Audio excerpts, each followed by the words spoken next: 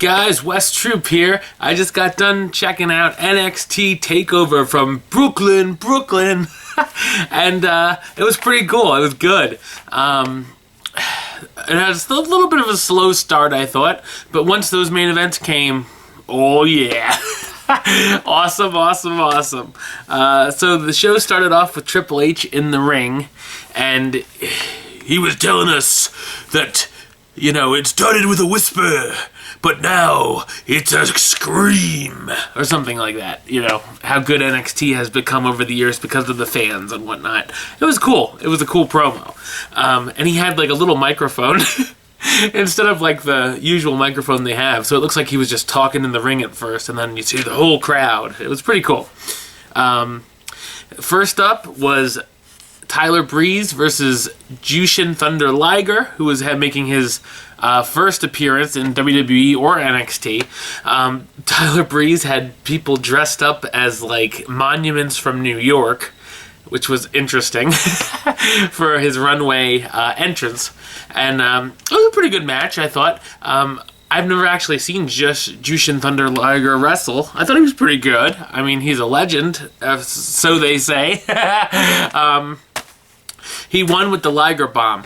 So Tyler Breeze loses again at a TakeOver, but I don't think anyone expected anything less. Like I said, a decent match. The next match was for the Tag Team Championships, and we know Alexa Bliss was getting in the Vaudevillain's way the last few weeks with her. She was getting slap happy. So they had a backup plan, they said, and it was da-da-da-da, blue pants. Awesome. Who got a very good reaction, by the way. So the Vaudevillains fought Blake and Murphy, and thank the Lord, the Vaudevillains won. I was so happy that Boring and Boringer are no longer the tag team champions. You have no idea. I screamed with glee when that happened. But you know how that is. They'll probably win them back next week. Ugh. Let's see. Apollo Crews had his debut match against the Perfect 10, Ty Dillinger, and Apollo Crews looked good, I thought. Not like that, but he looked pretty good, wrestling wise. Yeah, I'll be interested to see him doing more stuff. You know, he didn't bomb his debut, so I'll be interested in it. You know, it wasn't a Kazarni, so cool. Samoa Joe. Well, let's say how Apollo Crews won. He did a gorilla press slam into a backflip maneuver, like he did a flip on top of Dillinger, and it was pretty cool. And that was a much more back and forth match than I thought it would be. I thought it was going to be a squash. So they must be really trying to push Ty Dillinger, finally. Because it was not the debut match you'd think. Not, like 5 moves and it's done. So, cool. Now, Samoa Joe versus Baron Corbin. Yeah, I knew this match would be a slower match. It would be more of a... but I like both guys. I like Samoa Joe more, obviously. But... this was like the bathroom match for me, if I had to pick any, because, it was alright, but Samoa Joe got some cool submission moves in. Baron Corbin did the ankle lock. I like the little flurry Samoa Joe had of 3 maneuvers in a row. He went from a one-legged busting crab to a crossface to a armbar type maneuver. That was pretty cool. Like all in all within like a minute, he did all that. That was cool. And Samoa Joe won with the Cohita clutch. So cool. I assumed that would happen. There was Nia Jax, who is going to be a new diva. Evidently, is going to debut soon. So look out for her. Interesting enough, she had a promo. Stephanie McMahon is in the building, and she came out to talk about the Divas Revolution and to introduce the Women's Championship match, which was a classic. I absolutely loved it. it was Sasha Banks, the boss, versus Bayley. And Sasha Banks rolls out in an Escalade with personal security.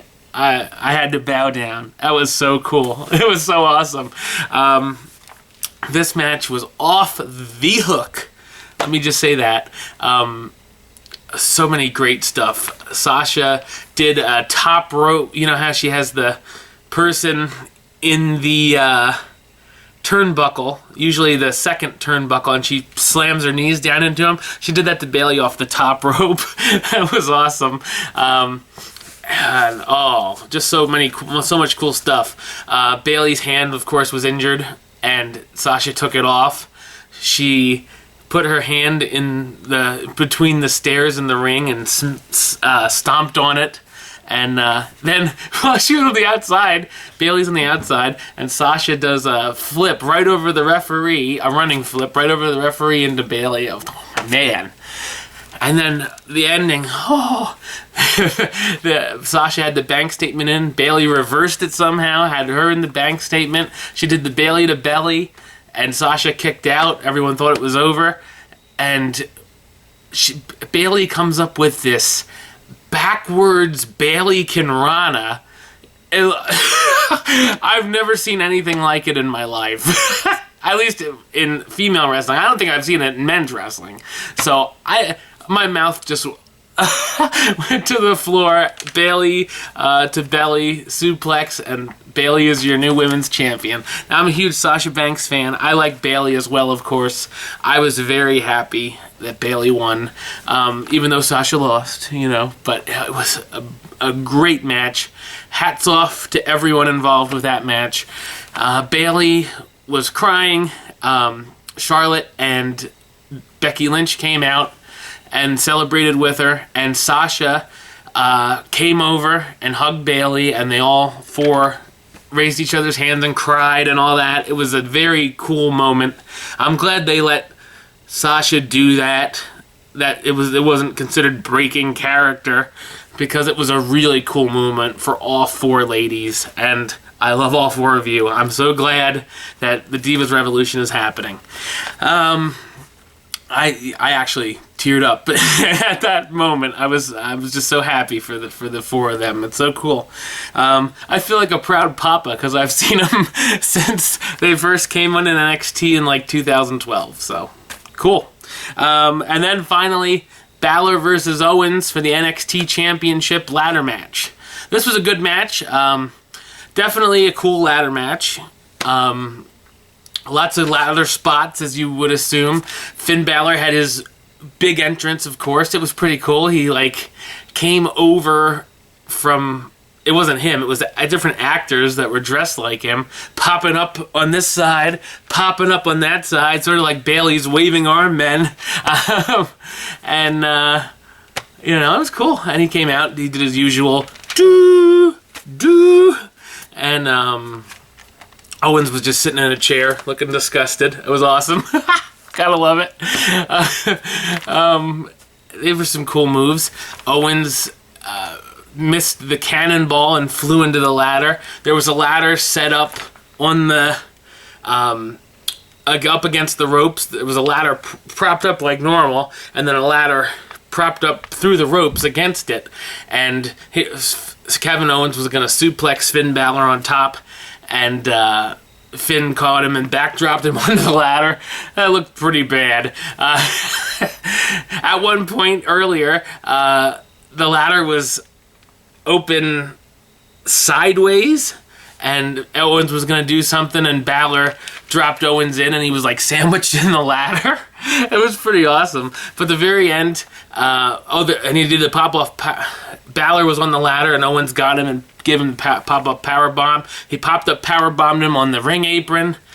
Really cool spots. And then finally, at the very end, Balor was on the top. He could either grab the title or add to Kevin Owens' demise. So he just did the coup de grace off the top onto Kevin Owens, climbed the ladder, grabbed the belt, your winner, Finn Balor. So I have no idea what that was about at that last taping. Maybe there was just extra matches to fool with people like us. When Sasha came out with the belt and Kevin Owens came out with the belt. But like I said, maybe something happens next week when they tape in Brooklyn. I don't know. I haven't read any spoilers, so we'll see. But yeah, like I said, the first half was sort of like, you know, it had its moments. Pretty decent matches there. I was glad Blake and Murphy lost. And then the ending definitely made up for it. If you haven't seen it yet, definitely, if you're an NXT fan, check out TakeOver. I know if you're an NXT fan, you've seen it already. So, and if you're not an NXT fan and you're watching this for some reason, watch this. Get the network or watch it some other way. But definitely, especially for the last two matches, check those out. I will be back next week with whatever happens in the taping in Brooklyn. So I will see you all next week. Till then, troop out.